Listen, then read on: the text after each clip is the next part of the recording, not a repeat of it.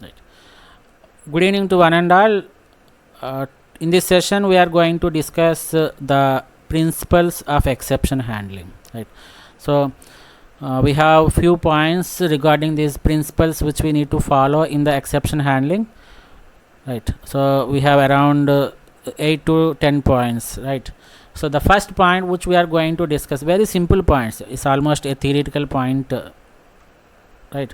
So the first point is, if you are unable to handle an exception, don't catch it. Right. Let the error happen. You have to handle, whenever you are confident enough to handle the exception or the runtime errors, then only you try to put that particular code inside the try block and you try to catch it. Otherwise, never go to the concept of try catch block. Right. So it is a very useful concept. That means the exception handling is a very much useful concept for the programmers to handle the exceptions. But if you are unable to handle any type of exceptions, don't try to hit around it. Right. Don't try to catch those type of exceptions. Right. So catch an exception as close as possible to its source. So have you written any program that separates the try catch blocks? Anywhere have you seen a program where you have a try block in one specific location and the catch block in some other locations? No, sir. No, No, sir. right? So the try catch block are very closely linked and they should be written one after the other itself. After the try block, you should immediately write the catch block, right? And whenever you want to catch an exception, you always write it very close to the source. That source means where you are expecting an exception to happen, right? What does a try block consist of? Tell me.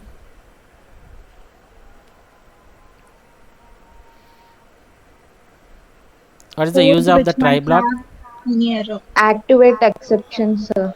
Super, right? The try block is used to activate the exception. That means when you have some doubt that a particular set of instructions may raise an exception, such type of statements should be kept inside the try block, and you can throw the exception by using the throw keyword. Everything you know very well, right? So whenever you have such type of source code where you are expecting an exception to happen, you make it habit to write such type of statements inside the try block, and then you write the corresponding catch block which can handle those exceptions immediately after those try blocks, so that the program becomes readable. That's it, right? What is the main use of this exception handling is to handle the runtime errors, so that you will get some messages regarding these runtime errors in the compile time itself, and you can make necessary changes based upon those messages, right? So the main purpose of this exception handling is to make the program readable, and we have discussed one important point regarding this exception handling is that the error code is separated from the normal code. This is the main purpose of exception handling, right? We have exception handling mechanisms. That means we won't actually call it as exception handling mechanisms, but we can handle those exceptions using if else blocks. But what happens if you make use of this if else block means you are going to combine. Actually, this if else block is going to be used for what purpose? It is used for writing the normal programs, or for writing the normal actual code what you have to write. You will make use of this if else constructs, right? But if you make use of those if else constructs for specifying the exceptions or for handling the exceptions, there won't be any change between a normal code and error code. The programmer or the user cannot identify what particular set of instructions are used for the normal code and what set of instructions are used to handle the exceptions. So in order to make a clear distinction between this natural code or the normal code and the exception handling code, we are making use of this try catch blocks. That is nothing but the exception handling, right? So is it clear up to this point? Second point, so you always try to catch an exception as close as possible to its source. That means whenever as close as where the exception is going to happen, right? And the third point is, if you catch an exception, don't swallow it. The first point is, if you can't handle the exception, don't go for the exception handling, don't catch it. But once you catch an exception, don't swallow it. Don't swallow it means, what does it mean? What idea you got from this particular statement? It doesn't go back, I think, sir. No, nothing like that. So what is that you are trying to do in the catch block? Till now we have seen lot of programs. Handling the exception, sir. We are handling Handling the the- exception. By what way you are handling? You are just giving a message to the user. Am I Message, right or sir. not? Yes, sir. See out integer sir. exception caught. See out runtime error caught. So that is how you are going to handle. That means you are giving a message to the programmer during the compile time itself. So after compilation you will get the output. You will get an error message saying that integer exception caught, like that. So this is how you are going to handle it. So once you throw an exception, when you want to catch that exception, you should write some message regarding that particular exception, right? So you caught it but you didn't give any message. For example, catch of int a, and you didn't specify any statements inside that catch block. Does it mean anything? No, sir. Right. So you will throw an exception. For example, assume that in the function you have thrown 10 and you have written a catch block, catch of int a, and within that, see here, simple example, right? We have main function and we have try and everything, and let us take a catch block which can hold of integer, right? And in some function you have thrown a value of 10. From here you are getting this value, and this 10 is stored inside this a. But in the catch block you have not specified any output statements. You have not given any information, right? So even though the catch block is going to be executed, do you get that? Do you means the programmer? Do the programmer get any useful information from this catch block? Yes, sir. Is he getting any useful information from this catch block? No, sir. No, sir. It doesn't have No, any right. statement. So you are not writing anything here. This is what is called as swallowing. So you are throwing an exception but you are not giving any message to the programmer. That is called you swallow the exception. So never do a swallow of an exception. Is it clear up to this point? Yes, sir. So once you throw an exception, it is your responsibility to give some information regarding these exceptions to the programmers or to the coders. So whatever you are trying to write, you write it inside this cout. Without this cout, that is nothing but swallowing. So you have an exception but you are not giving any information, you just swallow the exception. So nothing useful when you swallow it. So once you catch an exception, you should give a message to the programmer. Never ever swallow that exception. This is very important. Is it clear up to this point? Yes, sir. Right. Similarly, Yes, the sir. next point is you have to log an exception where you catch it, unless you plan to rethrow it. So logging is nothing but this one. You should give some information to the programmer, right, about the exception. You should give some information, right? Otherwise you have some plans to rethrow it. Rethrowing also we have seen in one example, previous examples. So when you want to rethrow it, then there is no need to write any message in this particular catch block. So you rethrow it, and within that catch block where you have rethrown it, you write some statements regarding this catch block. So unless you have the concept of rethrow, or you have an idea to rethrow the exception, everything that is caught inside this catch block should be logged. You have to write it everything, right? Is it clear? Clear, sir. Right. And the next point is use as many typed exceptions as you need, particularly for the application exceptions, right? So we have two types of exceptions, that is the checked exceptions and the second one is the unchecked exceptions.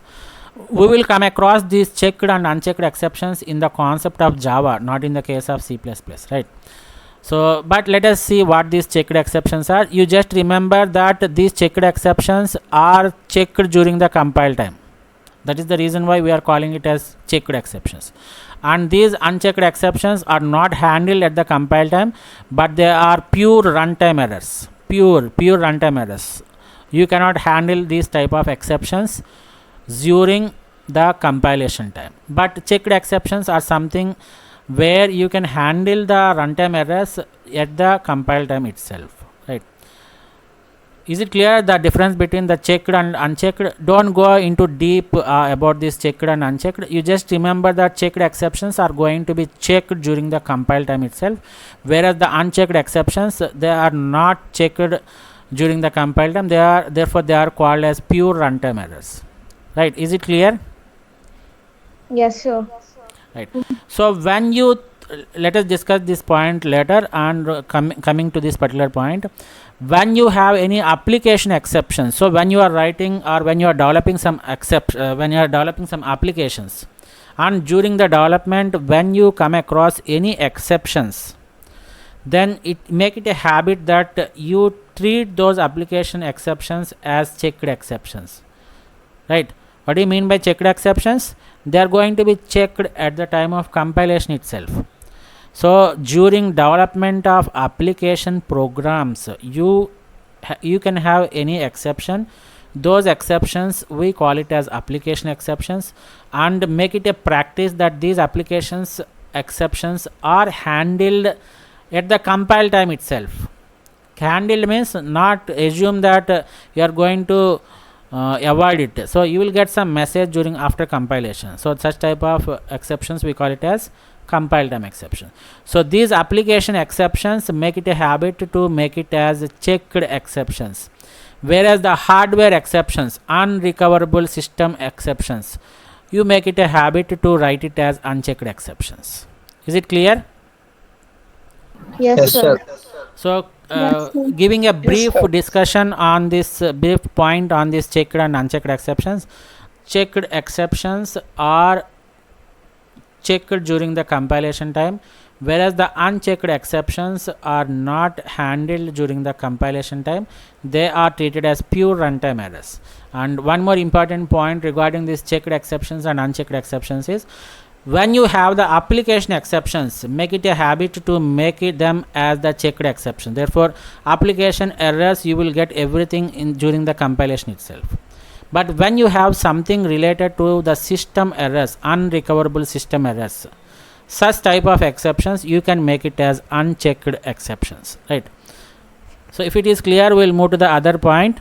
So use as many exceptions as you need, particularly for application exceptions, right? So how can you handle application exceptions? Is it by checked exceptions or unchecked exceptions? Checked, sir.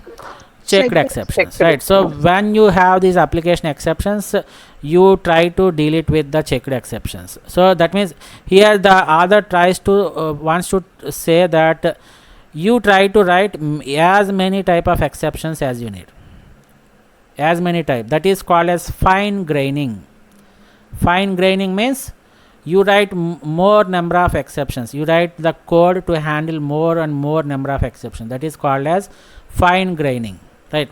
So when you fine grain the exceptions, or when you fine grain the throws clause, what does it mean? What do you mean by fine graining?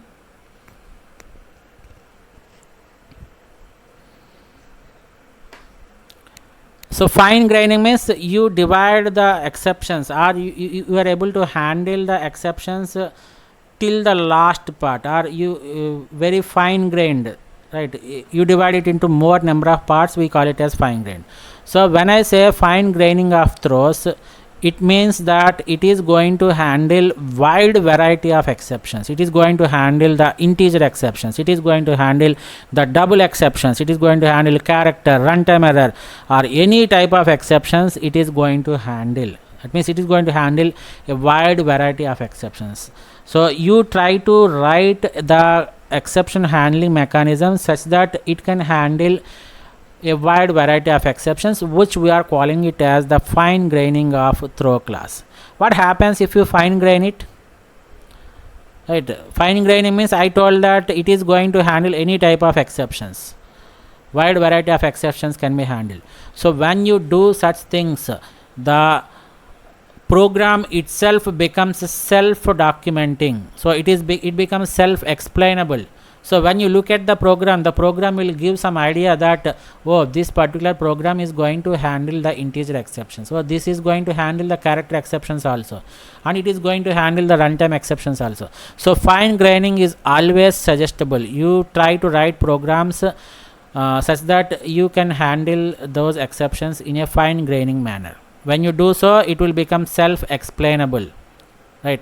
So and becomes evident to the caller that different exceptions have to be handled, right? The programmer or the user will clearly get an idea that that program is going to handle different types of exceptions on its own, right? The user will clearly get an idea by looking at the code itself. No need to explain it explicitly.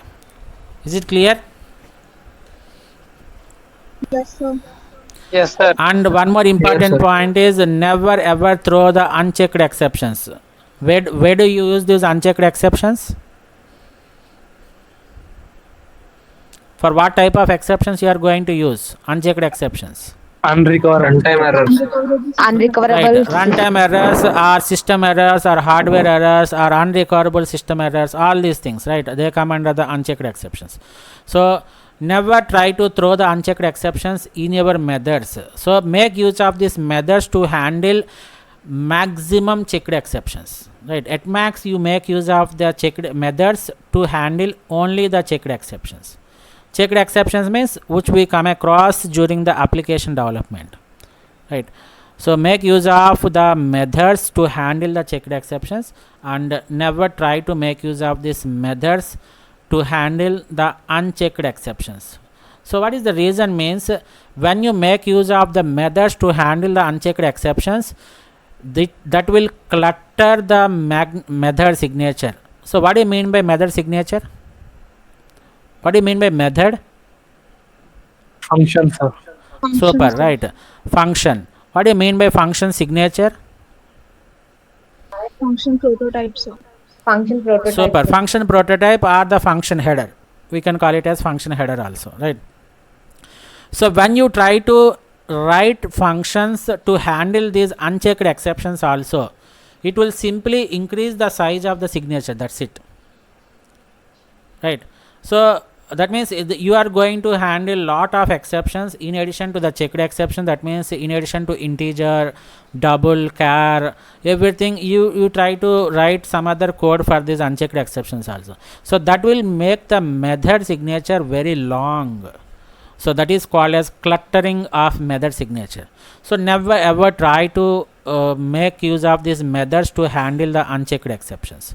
So the one important point you should remember is, you should make use of methods to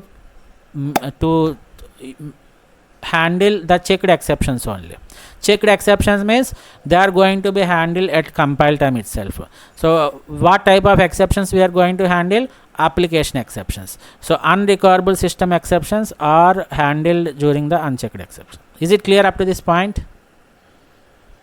Yes, sir. Yes, sir. So simple point Yes, is, sir. unchecked exceptions can never be handled. The never be means it's not a mandate. You can handle them, but it's not a good programming practice. You never try to make use of this method to handle the unchecked exceptions. Why? Because the simple reason is it just clutters the function signature, right? And the last point is, you need to structure your functions according to how fine-grained your exception handling must be, right? So you can write various methods to handle different types of exceptions. So how much fine graining you are using for this throw class, how much fine graining you are using for this exception handling, those many methods you can implement. That's not a case, right? And it is better you structure those methods in an efficient manner. Is it clear? Very simple topic. This is everything is a theoretical point. So if you can't handle an exception, don't catch it. But if you catch, you don't swallow it. So if you catch an exception, that catch should be as close as to the source program, and you have to log an exception until unless you have an idea to rethrow it. So all these 4 points are very easy. And coming to the second part, where you have discussed the application exceptions and the unrecoverable exceptions. So checked exceptions and unchecked exceptions. Checked exceptions comes when you are going to check it at the compile time itself. Unchecked exceptions means we are not going to check it at the compile time. They are a pure runtime errors. So make it a practice that checked exceptions are handled, the application exceptions are handled by checked exceptions, and the system errors or system exceptions, unrecoverable system exceptions, are handled using the unchecked exceptions, right? And make it a practice that you fine grain the throws class. So when you fine grain the throws class, this is only for the application exceptions. Remember, fine graining is a method that you will use it for the application exception. That means where you are using the checked exceptions. So fine graining is a very good concept where you can make use, or where you can handle a wide variety of exceptions. So when you fine grain it and you make use of different catch blocks, it becomes self-explanatory, right?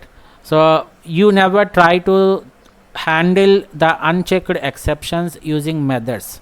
The reason is it makes the method signature very long, which clutters the method signature. We'll call it as cluttering the method signature. So all these are the principles you need to remember while you are making use of the exception handling mechanism. Is it clear? Yes, sir.